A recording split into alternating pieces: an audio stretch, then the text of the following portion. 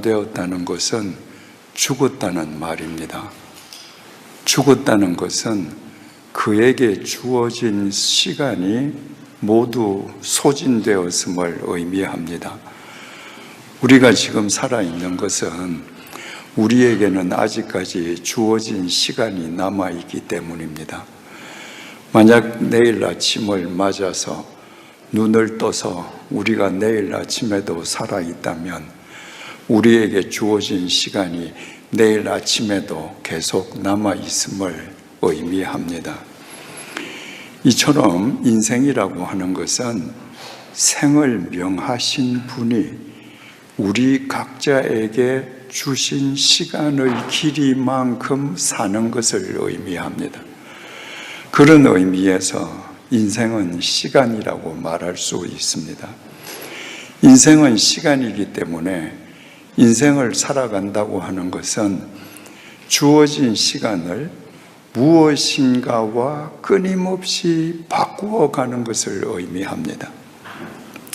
우리가 하루를 산다는 것은 우리에게 주어진 하루의 시간을 무엇인가와 바꾸는 것입니다. 평생을 학문과 자기 시간을 바꾸는 사람은 학자가 됩니다. 상업과 자기 시간을 바꾸는 사람은 사업가가 됩니다.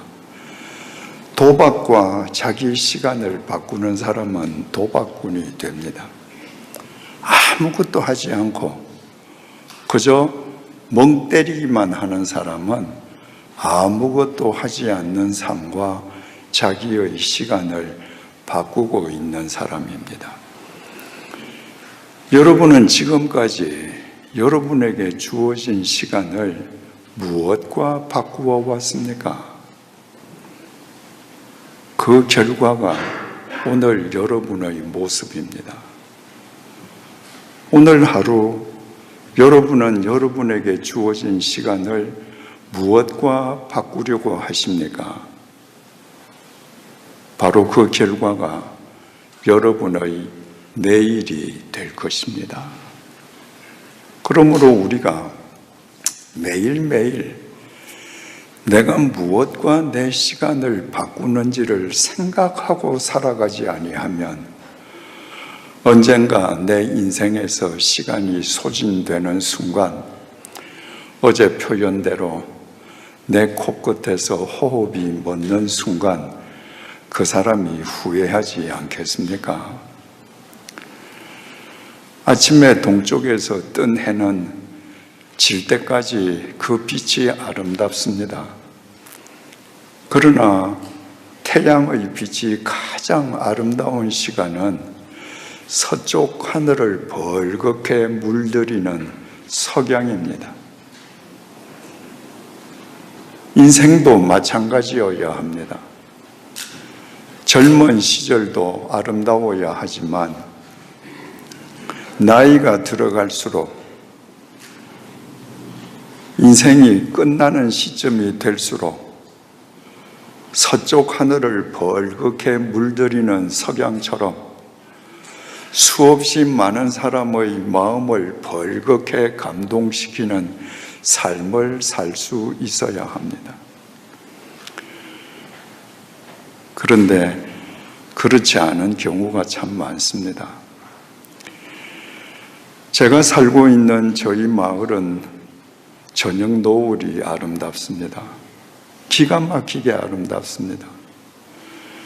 제가 낙향에서 노을을 얼마나 많이 사진을 찍었는지 모릅니다. 마당에서 일을 하다가 제 책상에 앉아서 책을 보다가 갑자기 분홍색 빛이 벌겋게 비쳐 들어와서 하늘을 보면 온 하늘이 벌겋습니다. 얼마나 노을이 아름다운지 우리 지역을 단노을이라고 부르기도 합니다. 달아오르는 노을이라는 말입니다. 아름답죠? 여러분, 사람들의 일생이 마지막이 단노을로 끝나면 얼마나 좋겠습니까? 근데 왜 그게 쉽게 되지 않을까요? 사람은 나이가 들수록 자기를 위해서 삽니다. 자식들 다 키우고 은퇴하고 나면 자기 취미 생활에 올인합니다. 취미 생활이 나쁜 것은 아닙니다. 그러나 취미 생활의 공통점은 취미 생활은 자기 만족, 자기 유익만을 위한 생활이라는 것입니다. 나이 들어서 죽을 때까지 취미 생활에만 올인하면 거기에는 다른 사람이 개입할 틈이 없습니다.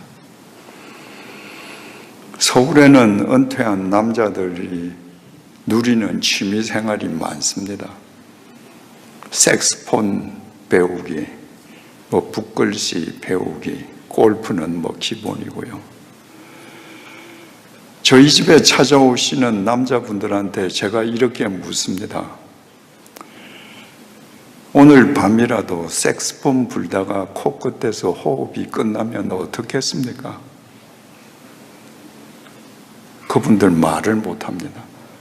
한 번도 생각해 본 적이 없거든요.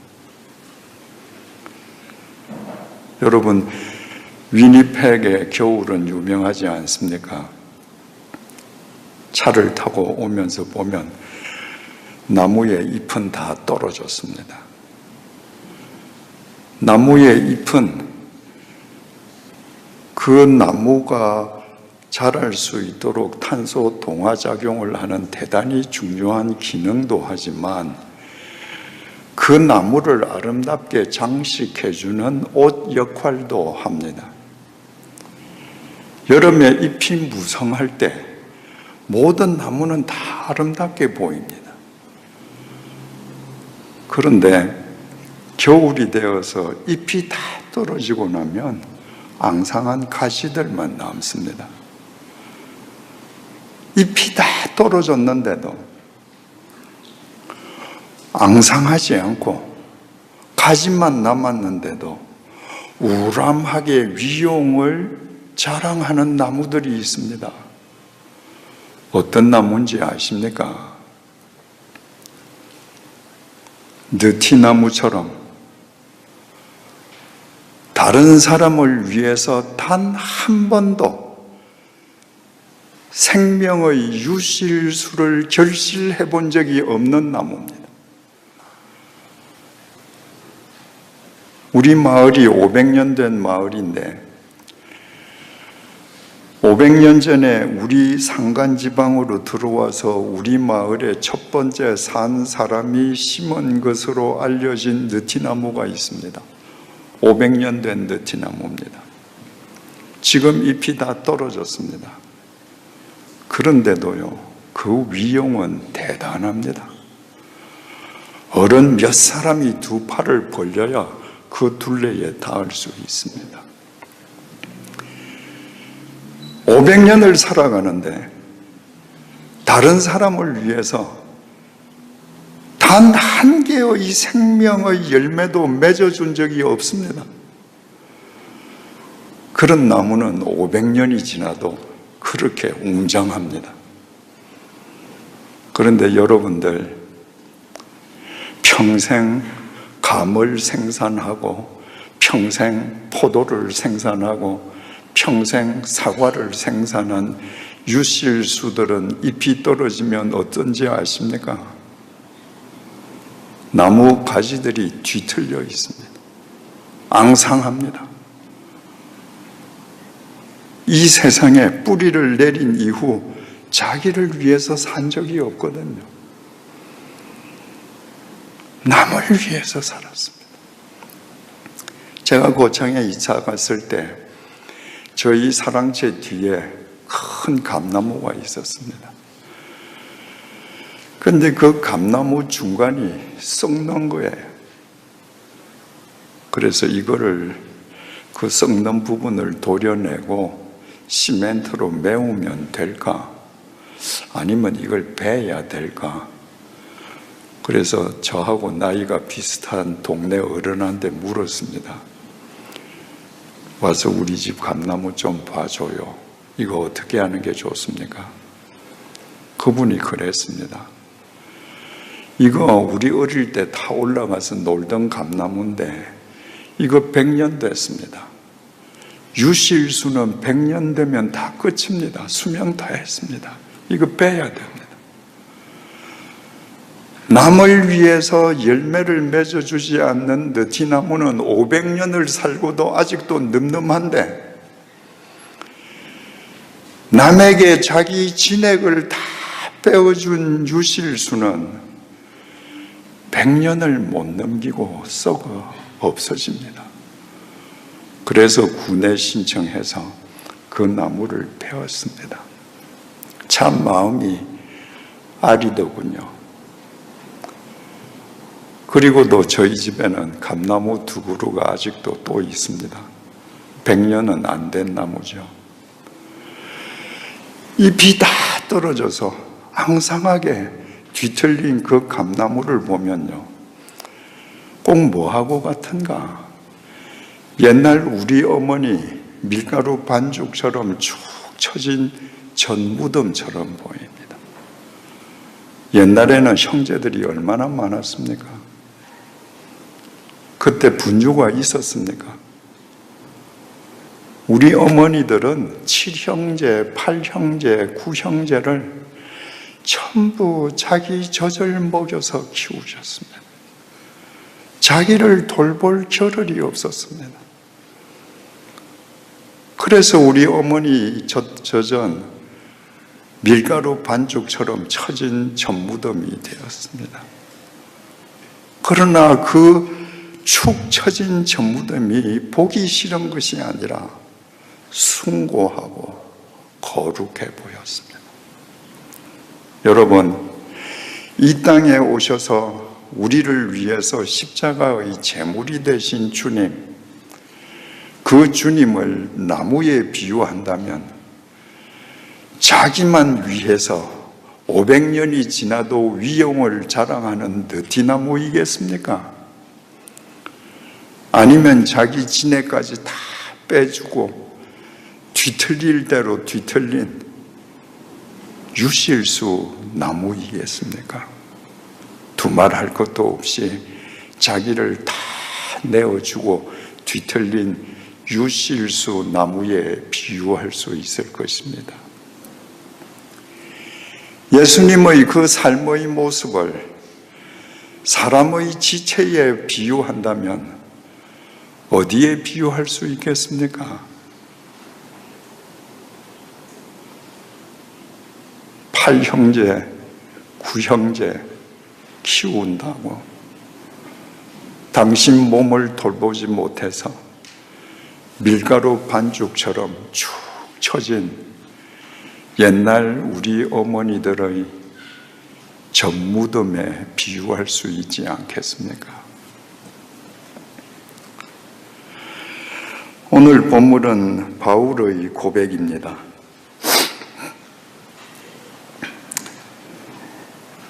6절입니다. 전제와 같이 내가 벌써 부어지고 나의 떠날 시각이 가까워졌도다. 지금 이 고백은 바울이 로마의 감옥에 갇혀서 임박한 자신의 죽음을 목도하면서 행한 고백입니다. 전제와 같이 내가 벌써 부어지고, 옛날 유대인들은 제사의 목적에 따라서 제사를 5가지로 분류했습니다. 하나님께 자기를 완전 의탁하는 번제, 희생과 봉사를 뜻하는 소제, 모든 주위 사람들이 다 같이 잔치를 벌리는 화목제, 내가 누구에게인가 죄를 지었을 때 그 죄를 속하기 위한 속죄제, 내가 누군가의 물건에 손해를 끼쳤을 때 그 물건을 보상하기 위해서 드리는 속건제, 이렇게 목적에 따라서 5가지 제사로 나누어졌습니다. 그런데 그 제사를 어떤 모양으로 드리느냐에 따라서 네 가지로 또 나누어졌습니다. 제물을 불에 태워서 다 하나님 앞에서 태우는 것을 화제, 제물을 하나님 앞에 높이 올려서 드리는 것을 들고 거제, 제물을 제단에서 이렇게 흔들어서 드리는 것을 흔들려 요제, 피와 포도주처럼 액체를 제단에 부어드리는 제사를 부월전자, 전제라고 했습니다. 바울은 지금 자기 인생을 전제로 표현했습니다. 컵에 물이 있는데 제가 이 물을 쭉 부으면 얼마 남았는지 보이잖아요.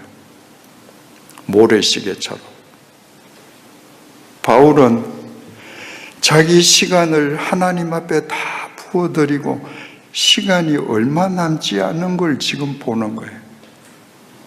바울 역시도 인생은 시간인 줄 알았습니다. 자기 모든 시간을 하나님께 바쳐드리고 이제 시간은 곧 끝나요. 7절입니다. 나는 선한 싸움을 싸우고, 인생은 생존 경쟁이라고 그랬죠. 그래서 모든 사람들은 싸움의 인생을 살아갑니다. 그러나 싸움이라고 다 동일한 싸움이 아닙니다.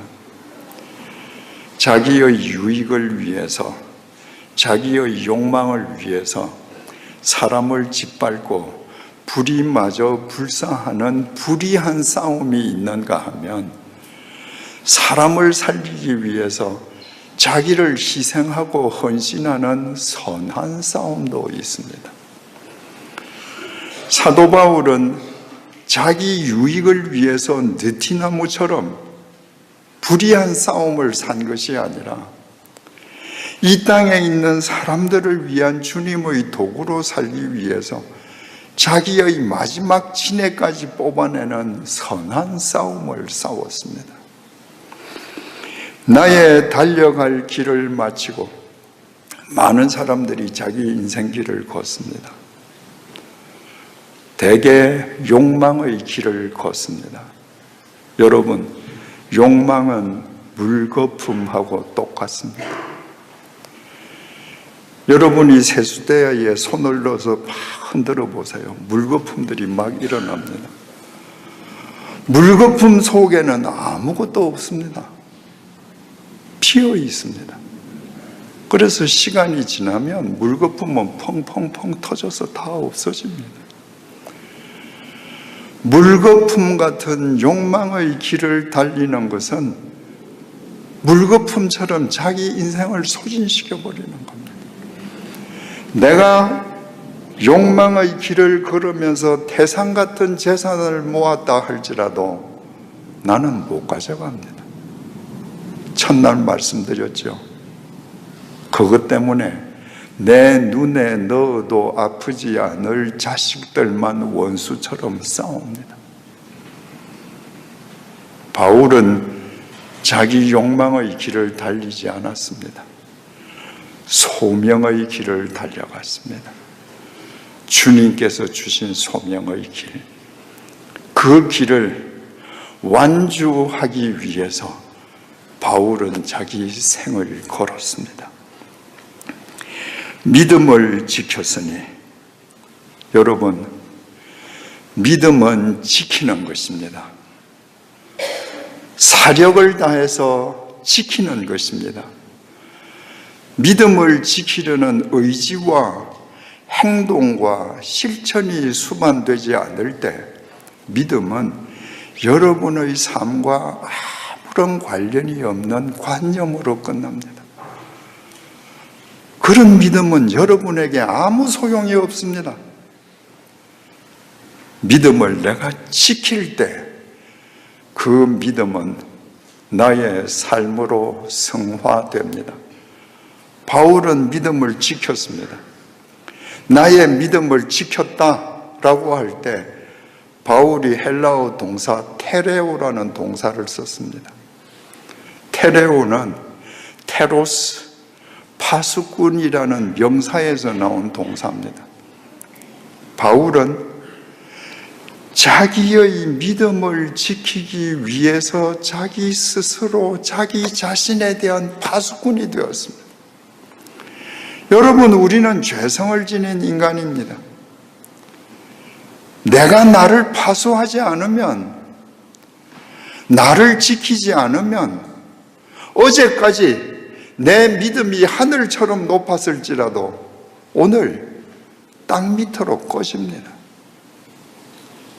바울은 죽을 때까지 믿음을 지켰습니다.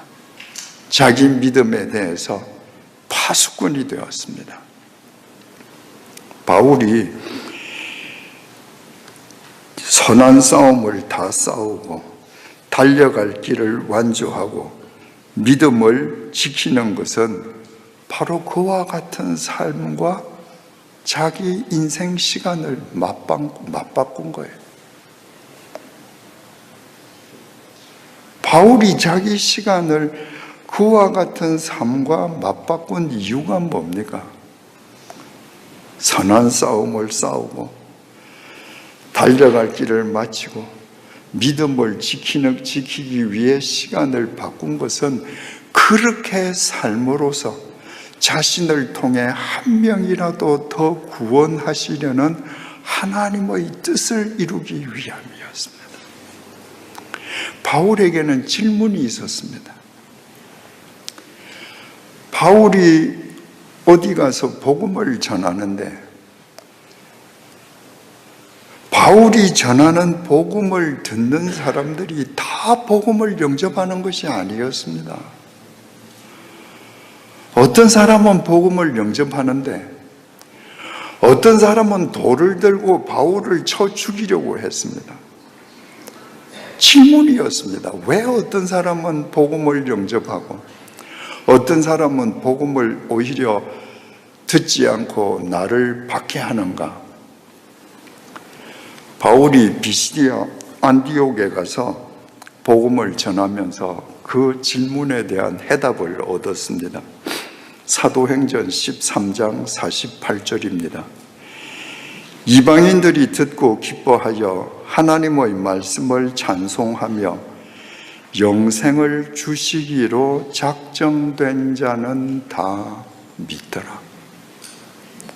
바울이 말씀을 전하는데 주님께서 그 사람들 가운데에 영생을 주시기로 작정한 사람, 주님께서 선택하신 사람, 그 사람들은 복음을 받아들인다는 거예요. 그런데 어떤 사람이 주님께서 선택한 사람인지 바울이 모르잖아요. 바울이 알면 그 사람들 주소록을 만들어서 그 사람들 집집만 찾아다니면서 복음을 전하면 박해받을 일도 없고 감옥에 투옥당할 일도 없고 매맞을 일도 없는데 주님께서 구원하시기로 작정하신 자는 복음을 받아들이는 건 분명히 확인했는데 그 사람이 누구인지는 알지 못했습니다. 그래서 바울은 죽을 때까지 지중해 세계를 누비고 다녔습니다. 누군지 모르지만 주님께서 선택하신 한 사람, 그 사람이 나를 통해 복음을 영접할 수 있도록 하기 위해서.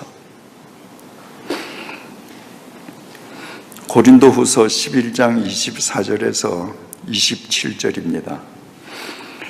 유대인들에게 40에서 하나 감한 배를 5번 맞았으며 3번 태장으로 맞고 1번 돌로 맞고 3번 파선하고 1주야를 깊은 바다에서 지냈으며 여러 번 여행하면서 강의 위험과 강도의 위험과 동족의 위험과 이방인의 위험과 시내의 위험과 광야의 위험과 바다의 위험과 거짓 형제 중의 위험을 당하고 또 수고하며 애쓰고 여러 번 자지 못하고 줄이며 목마르고 여러 번 굶고 춥고 헐벗었노라. 바울이 왜 이렇게 살았습니까? 왜 이렇게 매맞고 왜 이렇게 절체절명의 순간들을 맞닥뜨리고 왜 춥고 배고프고 왜 그 고생을 하면서 살았습니까? 한 사람에게라도 주님의 생명을 전하기 위함이었습니다. 바울의 이 모습을 나무에 비유한다면 자기만 아는 아름드리 느티나무가 아니라 땅에 뿌리를 박으면서부터 썩어서 톱질을 당할 때까지 사람들에게 모든 생명의 열매를 끊임없이 제공해주는 말라 비틀어진 유실수의 모습 아니겠습니까? 사람의 지체에 비유한다면 우리를 키우기 위해서 밀가루 반죽처럼 축 처졌던 옛 어머니의 전무덤 아니겠습니까? 바울이 그렇게 살았습니다. 8절입니다. 이제후로는 나를 위하여 의의 멸류관이 예비되었으므로 주 곧 의로우신 재판장이 그날에 내게 주실 것이며 내게만 아니라 주의 나타나심을 사모하는, 옛날에는 다 우리 교회에 성미 들고 가지 않았습니까? 쌀 들고 가지 않았습니까? 돈이 없던 시절에. 그런 시절에 목사님이 임지를 옮기게 되면 교인들이 십시일반으로 10원짜리, 50원짜리, 100원짜리 꼬깃꼬깃 모아서 그거 목사님에게 드렸습니다. 그 돈의 이름이 전별금입니다. 작지만 이거라도 가서 보태서 쓰십시오. 지금은 그 교회 교인들, 봉급제기 교인들은 평생 일해도 만지지 못할 거액의 전별금을 당연한 듯이 목사님이 요구하고 수령합니다.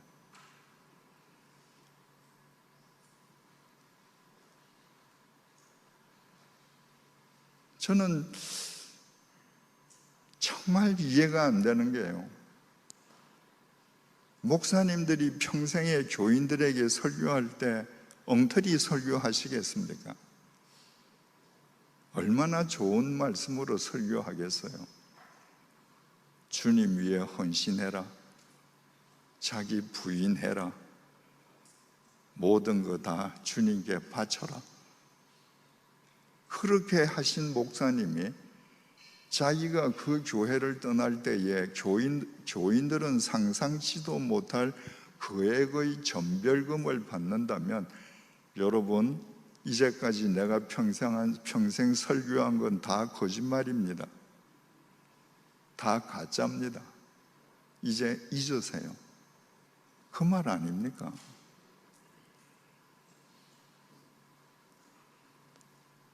뭐 여러 가지 이유가 있겠지만 원로 목사가 되는 분도 있습니다. 원로 목사가 되어서 죽을 때까지 그 교회에서 경제적인 이득을 보고 영향력을 미친다. 사회에서 그렇게 할 수 있는 사람은요, 기업을 창업한 창업주밖에 없습니다. 누가 그렇게 하나요? 기업을 만든 사주는 내 거니까 하는 거예요. 당연하죠. 원로 목사가 내가 개척한 교회가 내 거라고 한다. 그 사람이 어떻게 소명인이겠습니까?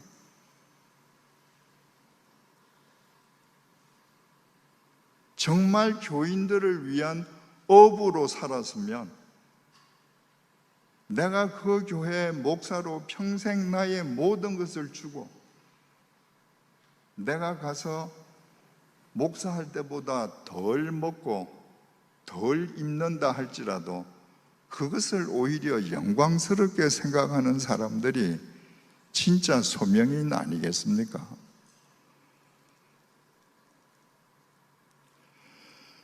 두 번째 한국 교회가 쇠퇴하는 이유는요, 비성경적이고 비개혁적이고 비합리적이고 시대에 뒤떨어진 제도의 답습입니다. 여러분, 오늘날 한국 교회마다 교회 학교가 점점 줄어들죠. 몇몇 교회 빼고는요. 벌써 몇 년 전 통계인데요, 2000년인가 2001년 통계를 보니까 한국 교회 30%에 아예 교회 학교가 없다고 되어 있었습니다. 그로부터 지금 약 5년 지났으니까 교회 학교 없는 교회가 더 늘어났겠죠. 왜 교회 학교가 쇠퇴하겠습니까? 각 교단마다 교회 학교를 부흥시키기 위해서 여러 가지 프로그램들 개발하고 합니다. 저는 제 생각으로는 교회 학교 퇴조는 프로그램 문제가 아닙니다. 요즘은 동네 교회를 다니지 않지 않습니까? 대부분 멀리 떨어진 교회를 가는 경우가 많습니다. 그러니까 유치부부터 초등학교 6학년까지 교회 학교 어린이들은 자기에게 교회 선택권이 없습니다. 부모가 교회 갈 때 같이 부모 따라가는 거죠. 교회 학교가 없어졌다고 하는 것은, 퇴조한다고 하는 것은 교회 학교에 다닐 연령의 아이를 둔 부모들이 교회를 떠난 겁니다. 쉽게 말하면 30대, 40대, 50대 초반까지 그분들의 자녀들이 주로 유치원, 초등학생들 아닙니까? 왜 그분들이 교회를 떠났는가? 왜 연세 드신 분들만 교회에 남아있는가? 여러분, 30대, 20대, 30대, 40대, 50대 초반 이때를 다 지나오신 분들은 다 경험해 보셨겠습니다만은 그 젊은 시절이 가장 이성적이고 가장 비판적이고 가장 개혁적인 생각을 가질 때입니다. 그들의 눈에 교회가 행하는 모든 일들, 행정적인 일들, 시스템들, 그들이 보기에 이 교회라는 공동체에 나와 내 자식들의 인생을 맡겨도 좋겠다라고 생각하겠습니까? 아니면 이제 교회는 더 이상 이 시대에 빛이 못 돼, 이렇게 생각하겠습니까? 자, 주보를 한번 펴보십시다. 저는 한국교회 주보 99.999%는 동일하다고 봅니다. 원로 목사 이름, 담임 목사 이름, 전임 목사들 이름, 원로 장로 이름, 은퇴 장로 이름, 신무장로 이름, 협동장로 이름, 지휘자, 오르가니스트, 피아니스트 이름, 합주단이 있으면 합주단원 이름.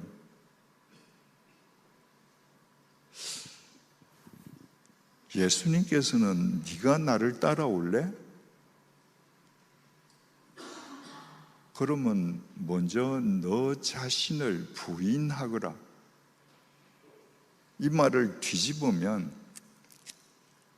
믿는다는 것은 너를 부인하는 거야.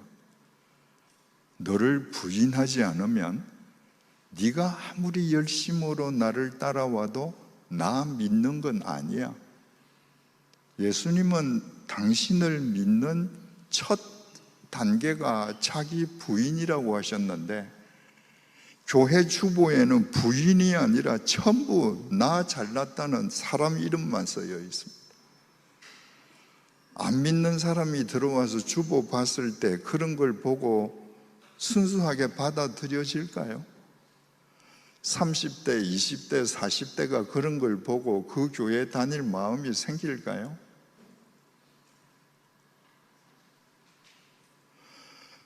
기독교인들이 절에 가서 제일 우습게 여기는 게, 절을 건축하는 불사를 일으킬 때 기와장 뒤에다가 기와장을 시주하는 사람들 이름을 쓰지 않습니까? 뭐 10,000원 주면 10,000원 받고 그 자리에서 기와장 뒤에 이재철 이름 써서 그 기와장 넣습니다. 대웅전에 들어가면 뭐 초파일 같을 때 연등이 걸리는데, 돈 내는 액수에 따라서 연등 크기가 다르지 않습니까? 그리고 연등마다의 그 돈 낸 사람들 이름이 다 쓰여 있습니다. 기독교인들 절에 가서 그거 제일 우습게 여기거든요. 그러면서 자기들은 어떻게 하는지 생각하지 않습니다. 주보 보세요. 감사 헌금 이름, 11조 헌금자 이름, 특별 헌금자 이름, 선교 헌금자 이름, 헌불자 이름, 꽃꽂이 봉사자 이름. 예수님은 너희들의 오른손이 하는 것을 왼손이 모르게 하거라. 비성경적입니다.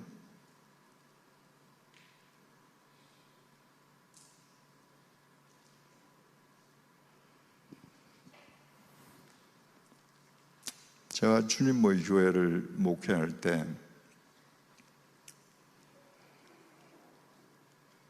갑자기 교회가 시작이 돼서 처음에는 뭐 다들 하는 대로 교인들 헌금자 이름을 주보에 썼습니다. 몇 줄을 하고 보니까 이거 아닌 거예요. 그래서 제가 운영위원들 만나서 회의를 하면서, 나는 이 교회 담임 목회자로서 여러분들이 얼마를 헌금하는지 알고 싶은 마음이 추호도 없다. 헌금 액수는 하나님만 아시면 된다. 헌금 봉투에서 우리 이름 지우자, 이름 쓰지 말자. 그랬더니 그분들이 걱정하시는 바가, 헌금 봉투에 이름을 쓰지 않고 주보에 이름을 쓰지 않으면 헌금이 줄 겁니다, 이래. 제가 이렇게 대답했습니다. 헌금 봉투에 이름을 쓰지 않는다고 헌금이 줄면 하나님 없는 겁니다. 우리 그런 하나님 믿지 맙시다. 하나님이 계신다면 내가 이름 안 써도 내가 얼마나 헌금하는지 하나님 다 아실 것이고, 헌금하는 자의 마음을 감동시켜서 헌금이 늘어나게 하시지 않겠습니까? 저는 주님의 교회 10년 목회, 제네바 한인교회 3년 목회, 100주년 기념교회 암투병 3년을 합쳐서 13년 4개월 목회, 주보에 헌금 봉투에 헌금자 이름 다 쓰지 않았습니다. 매년 헌금이 늘었습니다. 1억 원의 헌금도 무명으로 합니다.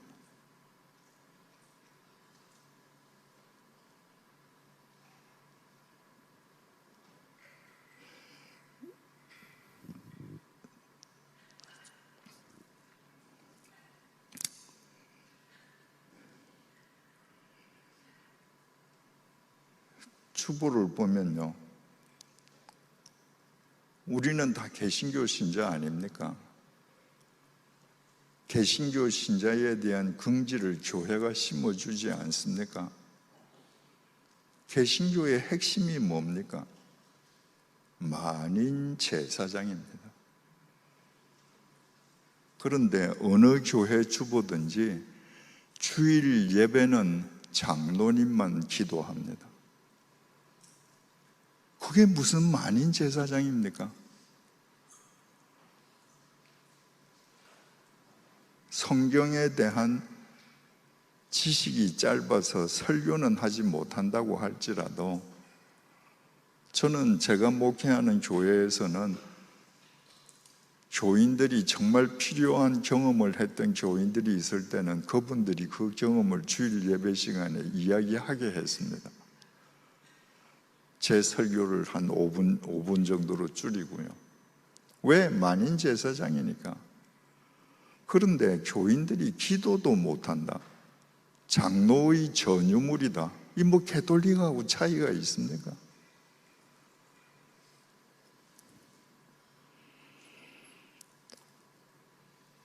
여러분이 어떤 동호회에 들었습니다. 어떤 공동체에 들었습니다.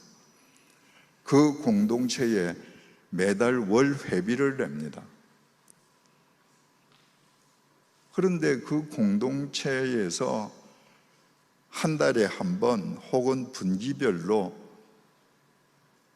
회계 보고를 할 때 계정별로 무슨 계정 얼마, 무슨 계정 얼마, 그리고는 자, 가하면 예 하십시오. 여러분, 그런 공동체에 여러분 소속되시겠습니까? 그런 동호회에 여러분들 가입하시겠습니까? 만약 여러분들이 아파트에 사신다면 여러분들 아파트의 관리위원회 그 위원들이 그렇게 재무 보고한다면 여러분들 용납하시겠습니까? 그런데 교회는 깜깜이 회계 보고합니다. 내가 이 교회 다니면서 헌금 내는데 내 목사 봉급 얼마인지 모릅니다. 또 교회는 목사님이 얼마 받는지 모르게 전부 다 흩어놔요, 계정에.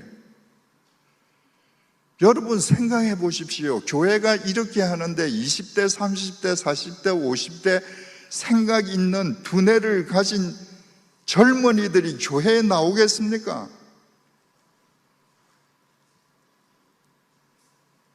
저는 주님의 교회를 할 때부터 지금까지, 퇴임할 때까지 새 교회에서 원장을 매달 공개했습니다.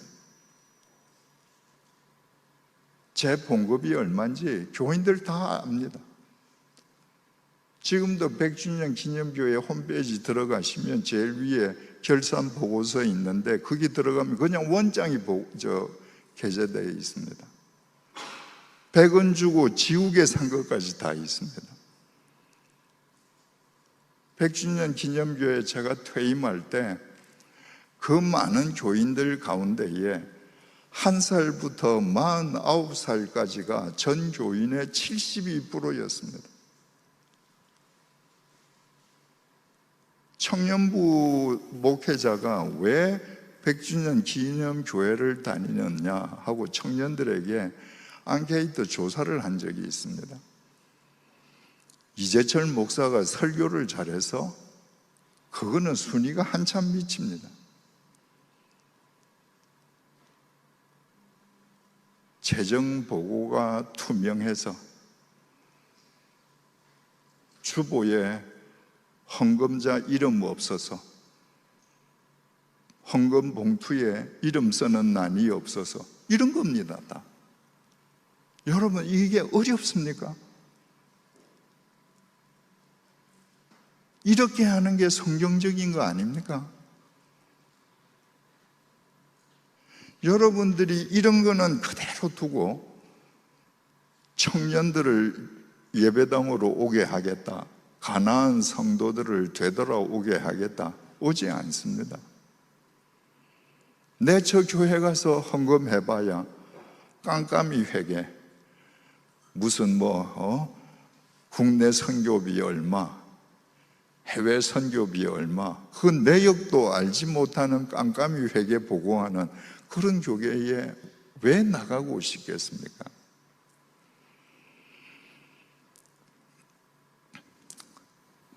아까 주보에 장로님들 이름 쭉 어느 교회나 다 쓰여 있잖아요.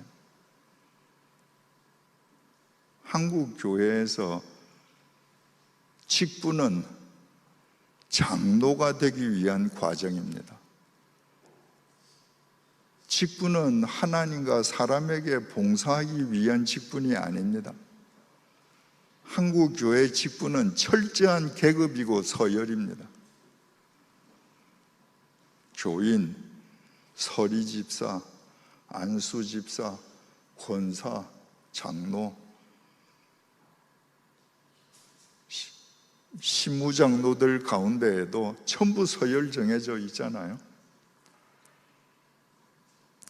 같은 날 장립한 장로들은 투표 수가 많은 사람이 서열이 앞서지 않습니까?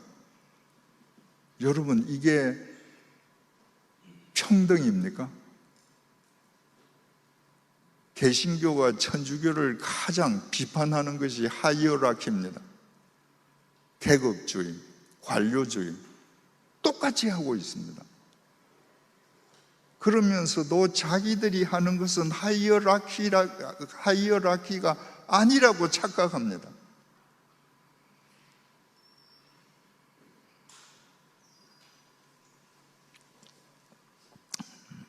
한국 장로교회는 장로교회 효시가 장칼뱅이라고 설교도 하고 주장도 합니다. 여러분, 장칼뱅은 장로교회를 만든 적이 없습니다.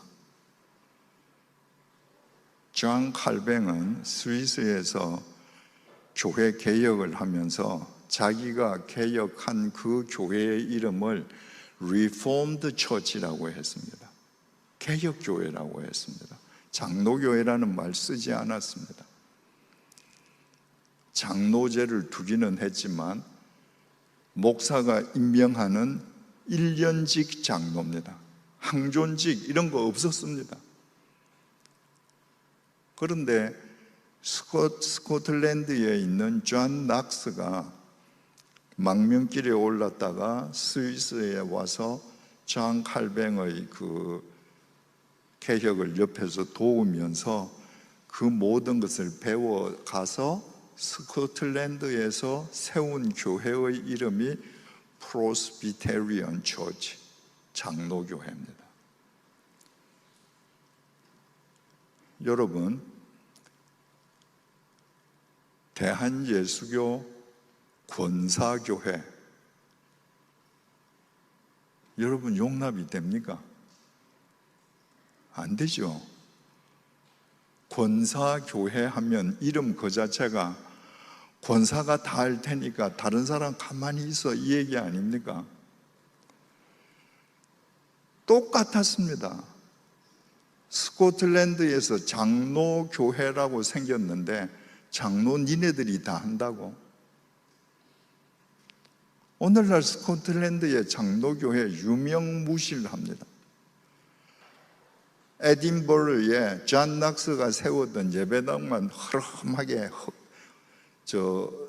낙후되어 있는데 오정현 목사님이 가서 그 교회 부흥시키고 뭐 건물 새롭게 리모델링 한다고 설교했는데 리모델링 하셨는지 모르겠습니다.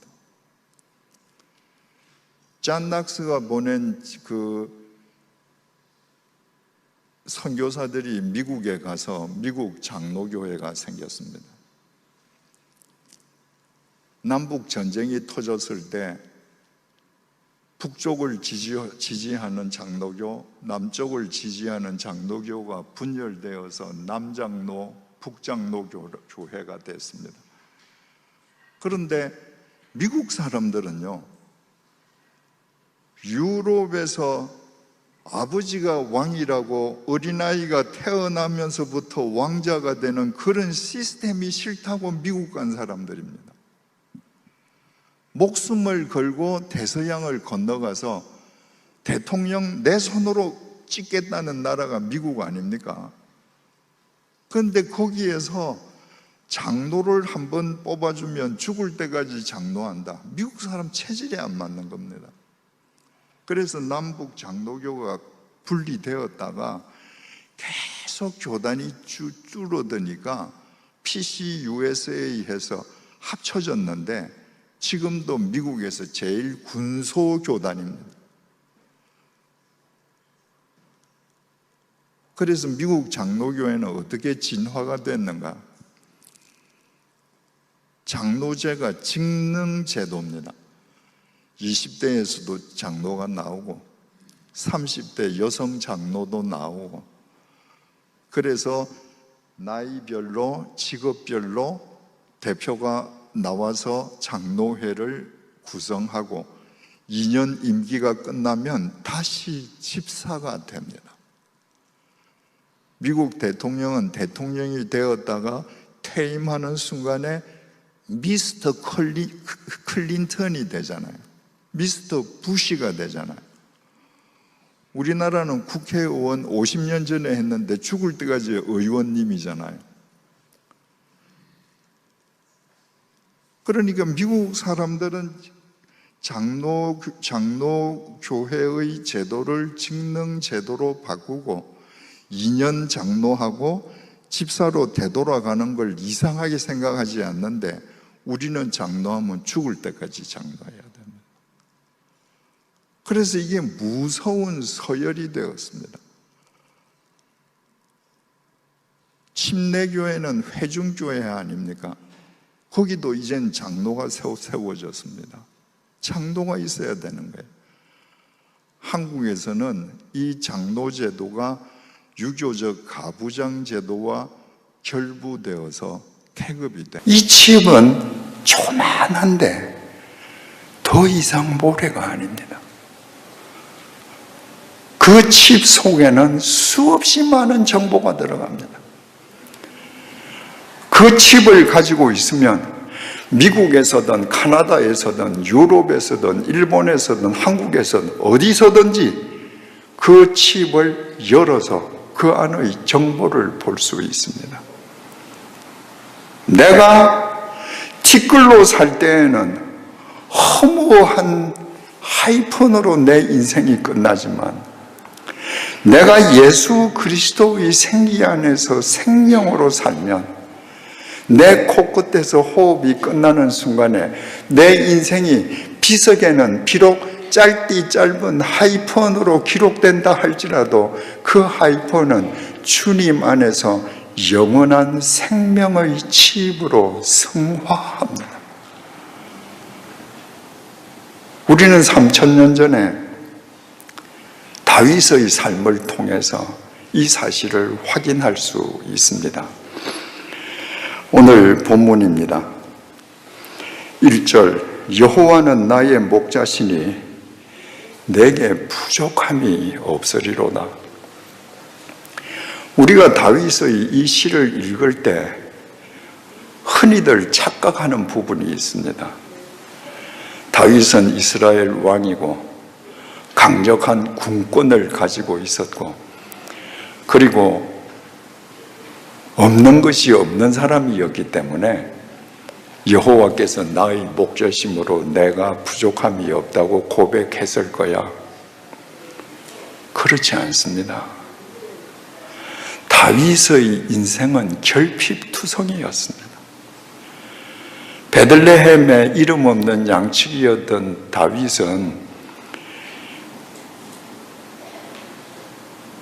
이스라엘이 절체절명의 위기에 빠져 있을 때 골리앗을 물리침으로써 구국의 영웅이 되지 않습니까? 그러나 사울 왕이 그 다윗을 질투해서 죽이려고 해서 다윗 한 명을 죽이기 위해서 특공대 3,000명을 구성해서 다윗을 추격했습니다. 그래서 다윗은 10년 동안 도망 다녔습니다. 다윗의 장남 암논이 다윗의 딸 다말을 강간하고 버렸습니다. 다말의 동복 오라비 압살롬 역시 다윗의 아들이죠. 아들 압살롬이 자기 누이 동생을 강간하고 버린 장남 암논을 척살해서 죽였습니다. 내 자식이 내 자식을 죽인 거예요. 압살롬은 거기에 그치지 않고 쿠데타를 일으켜서 아버지의 목에 칼날을 갖다 대고 아버지의 왕자를 뺏으려고 했습니다. 얼마나 급했던지 신도 신지 못하고 머리도 빗지 못하고 도망가지 않았습니까? 말년에는 세바가 쿠데타를 일으켰습니다. 그 이후에는 군권을 장악하고 있던 요압 군대 장관이 자기 무리를 이끌고 역모를 일으켰습니다. 다윗의 일평생은 편할 날이 없었습니다. 모든 것이 결핍했기 때문에, 세상의 결핍 때문에 그는 오직 여호와만 자기의 목자로 삼았습니다. 다윗이 세상에 결핍함이 없었더라면 그는 세상에 누리는 것 때문에 여호와를 절대로 자기 목자로 삼지 못했을 것입니다.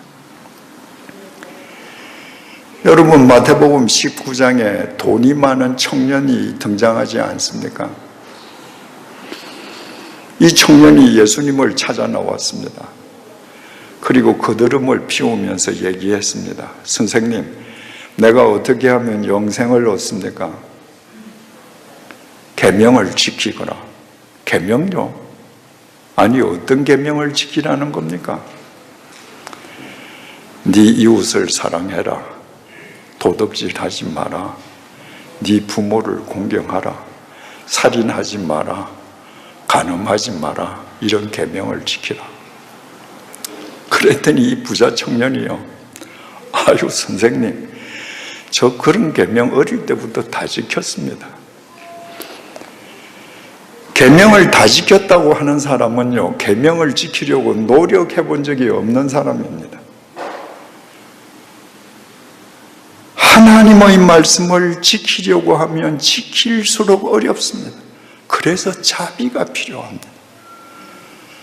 주님의 자비 속에서만 우리는 말씀을 쫓을 수 있습니다. 이 청년은 자기가 말씀 다 쫓았다는 거예요. 왜 이렇게 착각하는가? 돈이 많아서 그렇습니다. 돈이 많은 사람들은요, 사람들이 왜 자기 앞에서 굽신거리고 굴복하는지를 착각합니다. 돈 많은 사람들에게 사람이 모여들고 그 사람이 하는 말을 다 옳다 하고 그 사람을 칭송하는 것은 그 사람이 인격자이기 때문이 아니라 그 사람 주머니에 있는 돈이 필요하기 때문이거든요. 그런데 부자들은 대개 자기 믿음이 좋아서, 자기 인격이 출중해서 사람들이 자기에게 굽신거린다고 생각합니다. 이 청년이 그런 거예요. 이 청년에게 있어서는 돈이 우상이에요. 돈이 하나님을 섬기는데 장애물이에요. 이 청년이 결핍이 있어야 하나님을 목자 삼을 터인데 이 청년은 돈이 다 해결해 주니까 하나님을 따를 수가 없습니다. 그래서 주님께서 너 가서 네 재물을 팔아서 가난한 사람한테 다 나눠 주거라. 그리고 다시 나를 쫓아와라. 그 얘기는 뭐겠습니까? 네가 가진 재물을 우상으로 삼는 네 마음속 재물의 우상을 깨트려라. 그 재물의 우상을 깨트리기 전에는 너하고 나하고 접촉점이 절대 있을 수 없다. 마태복음 19장 22절입니다. 그 청년이 재물이 많음으로 이 말씀을 듣고 근심하며 가니라. 이 청년은 예수님을 만났습니다. 하나님을 만났습니다. 그런데 이 청년은 결핍이 없습니다. 재물이 많습니다. 재물 때문에 근심하면서 예수님을 버렸습니다. 다윗은 결핍이 너무너무 많았습니다. 여러분, 지금 어떤 결핍 속에 있습니까? 경제적으로, 건강상으로, 지금이야말로 여호와만을 여러분의 목자로 삼을 하나님께서 주신 특별하신 은혜의 기회임을 잊지 마십시오. 사람들은 젊었을 때부터 성공하려고 합니다. 젊었을 때부터 많은 것을 소유하려고 합니다. 그러나 하나님은 이렇게 말씀하십니다. 잠언서 20장 21절입니다. 처음에 속히 잡은 산업은 마침내 복이 되지 아니하느니라. 젊어서부터 결핍이 없으면 그 삶은 절대로 복될 수 없다. 하나님과의 접촉점이 없기 때문입니다. 2절입니다. 그가 나를 푸른 풀밭에 누이시며 쉴만한 물가로 인도하시는도다. 여기에서 동사가 현재형이라는 것이 중요합니다. 푸른 풀밭에 현재형으로 누이시며 쉴만한 물가로 현재형으로 인도하시는도다. 내게 세상에 결핍이 너무 많아서 오직 여호와 하나님만을 나의 목자로 삼았을 때 그분이 내일 혹은 모레 혹은 한 달 후에 나를 푸른 품밭에 눕게 하시고 쉴만한 물가로 인도하시는 것이 아니라 지금이라는 거예요. 지금 다윗의 형편은 어떻습니까? 결핍투성이에요. 그런데 결핍투성이인 네 상황이 주님께서 너에게 주시는 쉴만한 물가이고 푸른 초장임을 알라는 겁니다. 사람들은 전부 다 자기가 원하는 꽃방석에 앉으려고 합니다. 우리가 원하는 꽃방석은 우리를 타락시킵니다. 주님께서 주시는 쉴만한 물가, 푸른 초장은 내 계산하고 전혀 다를 수 있습니다. 내가 지금 상황이 고통스러울 수 있습니다. 눈물겨울 수 있습니다. 이 절망의 터널이 언제 끝날지 끝이 보이지 않습니다. 그러나 하나님께서 나의 목자시기 때문에 이 상황이 주님께서 나를 위해 빼고 빼신 쉴만한 물가요 푸른 초장임을 알 때 주님의 손길이 나를 사로잡아 주시는 거예요. 다윗이 시편 34편 9절에서 10절에서 이렇게 고백했습니다. 너희 성도들아 여호와를 경외하라. 그를 경외하는 자에게는 부족함이 없도다. 젊은 사자는 궁핍하여 줄일지라도 여호와를 찾는 자는 모든 좋은 것에 부족함이 없으리로다. 여러분 TV에서 그 다큐멘터리 동물의 왕국을 보면 백수의 왕이라는 사자가 늙으면 사냥을 못하지 않습니까? 사냥을 못하면 사자 무리가 버려요. 그러면 늙은 사자가 굶어 죽는 영상을 우리가 볼 수 있습니다. 또는 다른 맹수들에게 공격당해서 찢겨 죽는 영상을 우리가 볼 수 있습니다.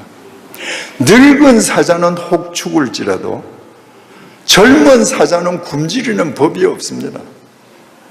젊은 사자는 그야말로 백수의 왕이거든요. 그런데 뭐라 그럽니까? 젊은 사자는 궁핍해서 줄일지라도 여호와를 찾는 자는 모든 좋은 것에 부족함이 없으리로다. 이 글자 그대로 보면 야, 다윗이 성공했구나. 다윗이 지금 다 가졌구나.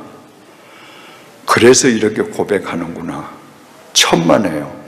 시편 34편 표제어가 이렇게 기록되어 있습니다. 다윗이 아비멜렉 앞에서 미친 채 하다가 쫓겨나서 지은 시. 사울 왕이 다윗을 죽이려고 했기 때문에 이스라엘 영내는 더 이상 숨을 데가 없어서 적국으로 가서 몸을 피하고 그 적국에 있는 장군들이 다윗을 알아보고 죽이려고 해서 거기서 미친 사람처럼 침을 질질 흘리고 그리고 나와서 지었습니다. 젊은 사자는 궁핍하여 줄일지라도 여호와를 찾는 자는 모든 좋은 것에 부족함이 없을지로다. 지금 방금 미친 짓거리하고 침을 질질 흘리고 살아나와서 다윗은 뭘 깨닫는 거예요?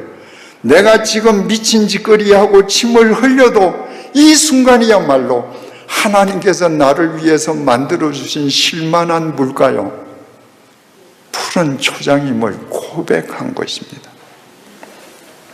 3절, 내 영혼을 소생시키시고 자기 이름을 위하여 의의 길로 인도하시는도다. 내게 어떤 상황이 주어지든 간에 그 상황이 나를 위해서 주님께서 예비해 두신 푸른 풀밭, 잔잔한 쉴만한 물가인 것을 내가 알고 받아들일 때 주님께서 내 영혼을 소생시키십니다. 어떻게? 티끌인 내 영혼 속에 하나님의 생기를 불어넣어 주셔서 생명이 되게 하십니다. 그리고 의의 길로 인도하십니다. 성경에서 말하는 의는 하나님과 바른 관계입니다. 하나님과 바른 관계 속에서 살도록 주님께서 인도해 주시는 것입니다. 다윗은 이 사실을 알았기에 시편 34편에 미친 짓거리하고도 그런 시를 지을 수 있었던 것입니다. 여러분, 사도 바울이 2차 전도 여행 때 빌립보에 가서 감옥에 갇히지 않습니까? 그 신라와 함께 감옥에 갇혀서 억울하게 매맞고 발에 착고가 채이고 아무 잘못 없이 귀신 들린 여자를 구해줬다는 죄 아닌 죄목으로 감옥에 갇혔습니다. 그 감옥에서 한밤중에 찬양을 할 때 주님께서 감옥 문을 열어주셨습니다. 만약에 바울이 그 감방이 가시방석이구나 라고 생각했으면 감옥 문이 열리는 순간에 그대로 튀어나가서 도피했을 것입니다. 그랬더라면 그 감옥의 간수들 전부 사형입니다. 감옥 문이 열렸는데 발에 채워진 착고가 풀렸는데 바울은 감옥에서 나가지 않았습니다. 왜? 이 감옥 안이 주님께서 오늘 밤 나를 위해서 예비하신 쉴만한 물가요 푸른 풀받침을 믿었습니다.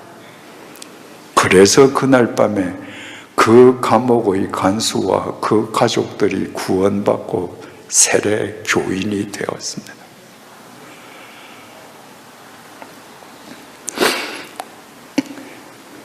바로 내가 지금 가난하면 나의 가난을 통해서, 내가 병들었으면 나의 병약한 몸을 통해서 주님께서 주신 이 푸른 초장과 실만한 물가를 감사함으로 받아들일 때 주님께서 나의 영혼을 소생시키시고 나를 의의 길로 인도하심으로 내 영적 스테이터스가 한 단계 더 업그레이드 하는 겁니다.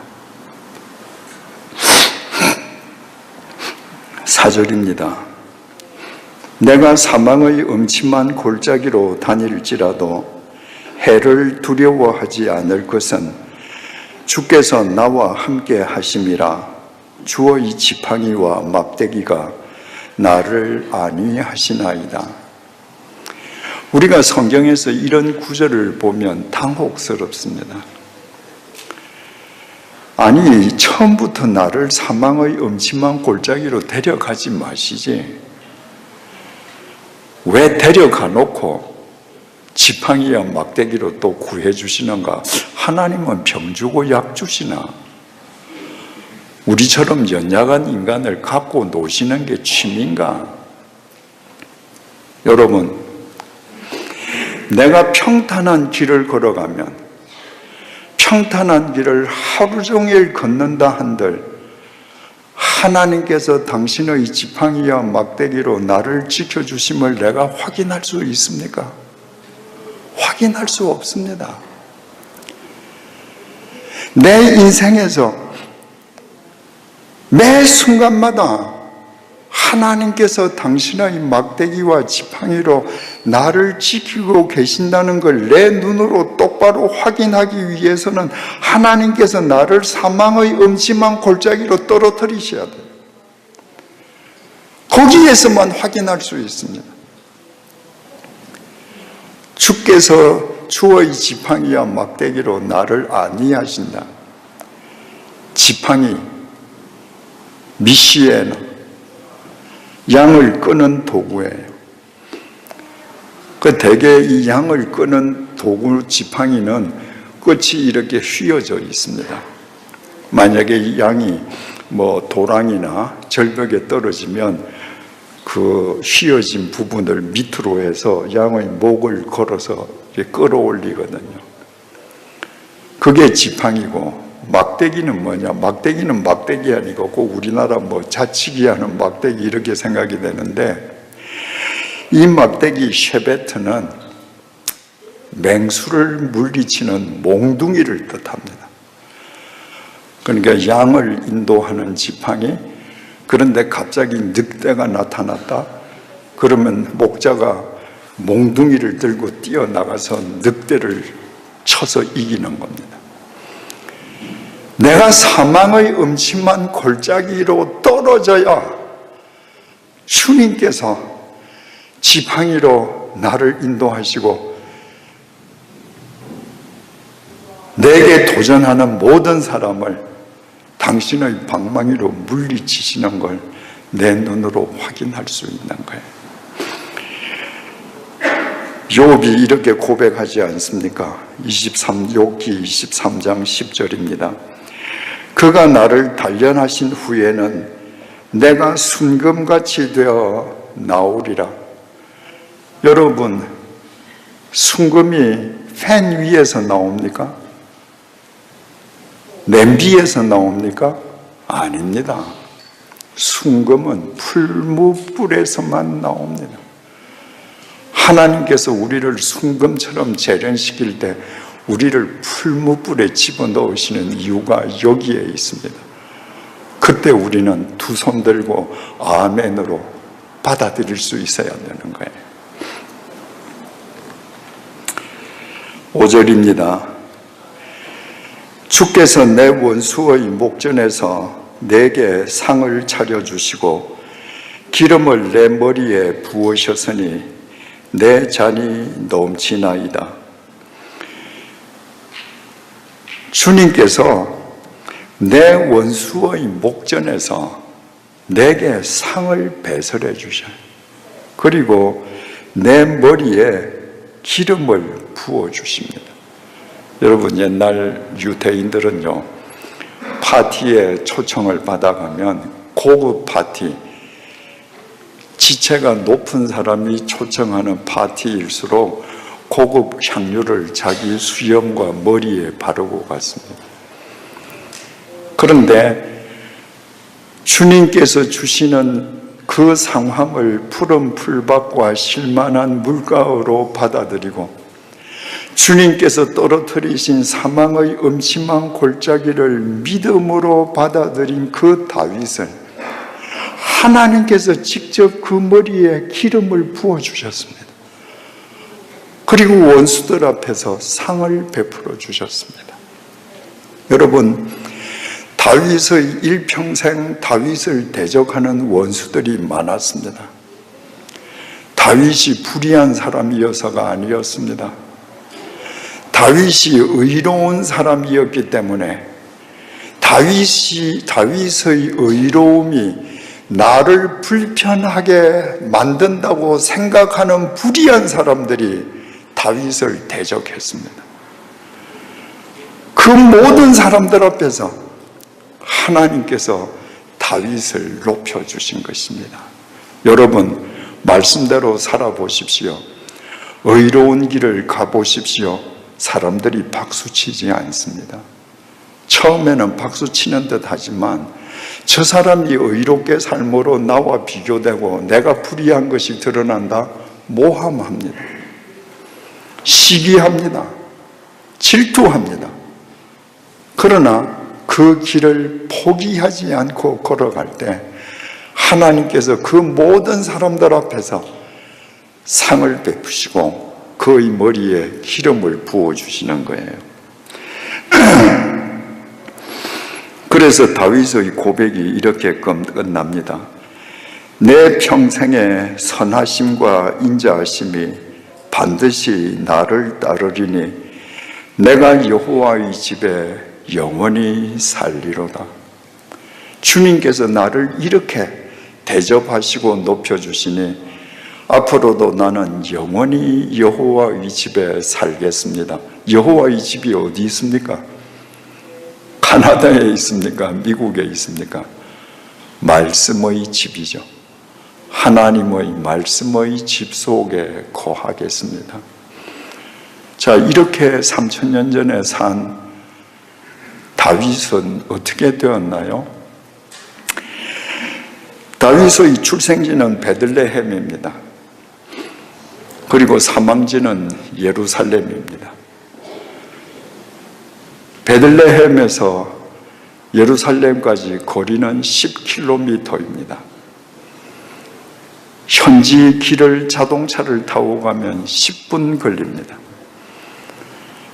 다윗은 70년을 살았습니다. 다윗의 인생 역시도 하이픈으로 끝납니다. 그 하이픈 생존기간 70년, 사망지에서 출생지에서 생존지까지의 거리 10km, 자동차에 의한 이동 시간 10분, 그게 다윗의 하이픈입니다. 그러나 그것으로 끝나지 않았습니다. 다윗의 그 하이픈은 하나님 안에서 영원한 칩으로 승화되었습니다. 그 다윗의 칩을 열면 사무엘상으로, 사무엘하로, 열왕기상으로, 시편으로 하나님의 말씀이 되어 우리에게 무궁무진하게 떨어집니다. 그리고 이 세상 끝나는 날까지 그 칩은 이 세상 모든 사람들을 바르게 인도하는 영원한 길잡이가 될 것입니다. 다윗만 이렇게 된 거 아닙니다. 그 유명한 종교개혁자 마르틴 루터는 1483년에 독일 아이슬레벤에서 태어났습니다. 그리고 거의 나이 63세 되던 1546년에 고향을 찾아가서 고향에 있는 예배당에서 설교하다가 죽었습니다. 마틴 루터가 태어난 집에서 마틴 루터가 설교하다가 죽은 예배당까지의 거리는 200m밖에 안 됩니다. 마틴 루터 하이픈 거리는 200m, 생존 기간은 63년, 500년 전의 마틴 루터가 3000년 전에 다윗보다 더 짧게 살았습니다. 그런데 그 마틴 루터의 하이픈 역시 주님 안에서 영원한 생명의 칩으로 성화되어서 오늘도 전 세계 수많은 교회를 새롭게 하고 있습니다. 여러분, 지금 우리 1년 중에 가장 속기 쉬운 연말에 접어들었습니다. 이제 5주가 지나면 2025년이 시작됩니다. 그래서 새해가 가까워지면 모두 마음이 설렙니다. 가만히 있어도 달력상으로 새해가 오기만 하면, 달력을 새 것으로 교체하기만 하면 진짜 새해, 새날이 올 것 같은 착각 때문입니다. 그런데 어떻습니까? 여러분들이 평생 달력을 몇 번이나 갈았습니까? 달력을 수십 번 갈아도 달력을 교체한다고 새해가 됩니까? 절대 되지 않습니다. 달력을 교체하고 나면 새해의 흥분은 불과 2, 3일 지나면 사람들이 새해라고 부르는 그 해 역시도 묵은 해의 연장으로 돌아가 버리고 맙니다. 왜 그렇습니까? 시간과 공간의 지배 속에 있는 이 세상의 모든 것은 소멸합니다. 이 세상에는 새 것이 없습니다. 새 것이 있을 것이라고 속고 착각할 뿐입니다. 새 것은 오직 위로부터, 하나님으로부터, 주님으로부터만 옵니다. 기도하시겠습니다. 주님, 시편 23편이 우리 모두의 고백이 되게 해 주십시오. 우리 한 사람 한 사람이 주님의 영원하신 말씀의 집 안에 거하는 이 시대의 다윗이 되게 해 주십시오. 그리하여 우리의 죄로 상실한 하나님의 영원한 생기를 십자가에서 우리의 죄값을 대신 치러주신 주님 안에서 회복하게 해 주시고 5주 후에 맞게 될 2025년이 더 이상 묵은 해의 반복이 아니라 주님 안에서 진정한 새해, 새 시간으로 엮어지게 해 주십시오. 우리의 승부는 이 세상에서 이 세상의 것들에 의해 판가름 나는 것이 아니라 언젠가 우리의 코끝에서 숨이 멎는 날 우리 인생의 허무한 하이픈이 주님 안에